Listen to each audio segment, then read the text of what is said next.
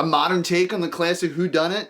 Count me in. What's up, everyone? I'm Justin, and today I'm going to be giving you my review for Rian Johnson's next film, Knives Out.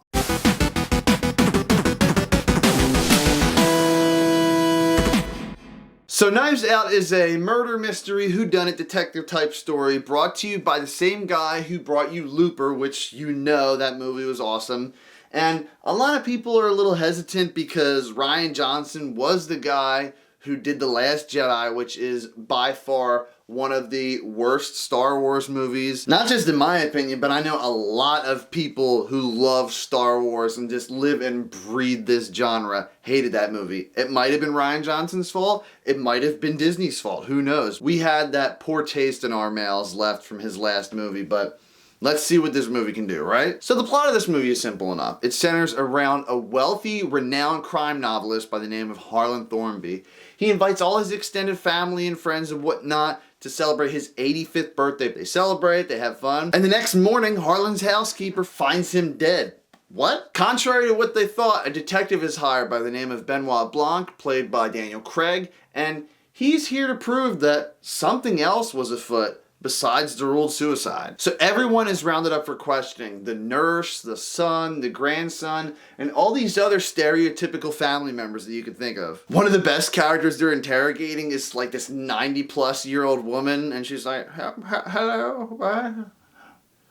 Huh? Did you say something? Like, it's so cool because you know at some point she's just gonna recall like one word maybe, or just like that was my guess the entire movie. I wasn't sure if eventually she was just gonna spill the beans. I'm happy to say Rian Johnson has another hit under his belt, guys. He redeemed himself from Star Wars The Last Jedi, whether you did like that movie or not, because there's a lot of moments where certain characters are just recalling stories, and then you get the story from another character's point of view, and they might remember details that the first character didn't remember, and this whole time, Daniel Craig's character is trying to match up everything and be like, wait a minute.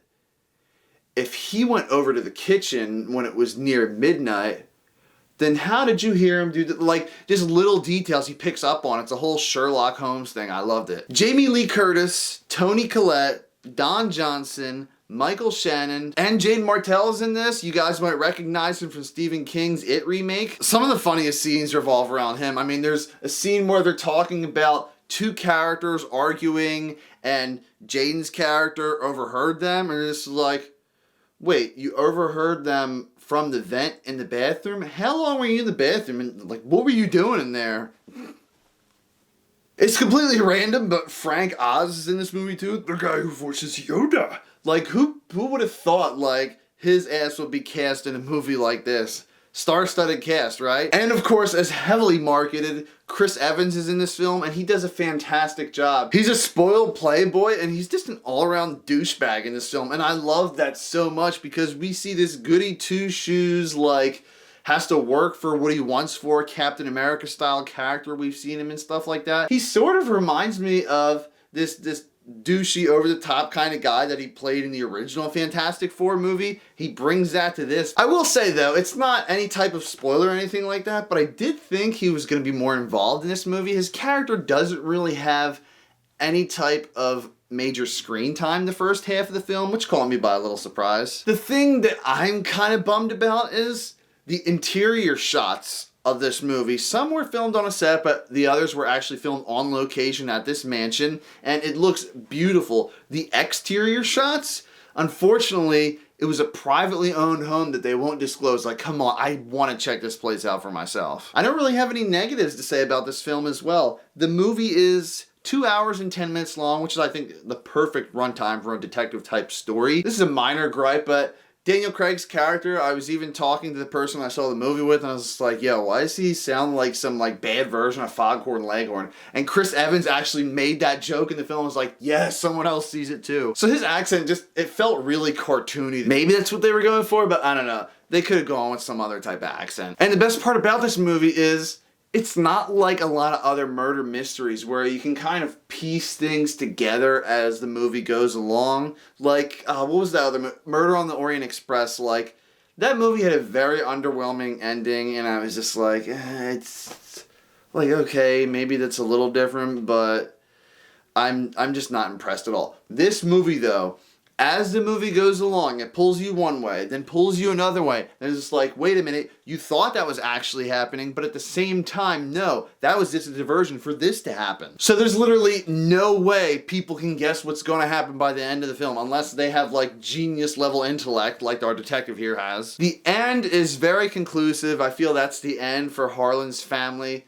As far as the detective goes, and I know Rian Johnson has stated this in interviews, that he would love to make other murder mystery style movies, detective movies, with Daniel Craig's character in it, solving other ones. I think that would be cool. One last thing I want to talk about before I wrap up this review.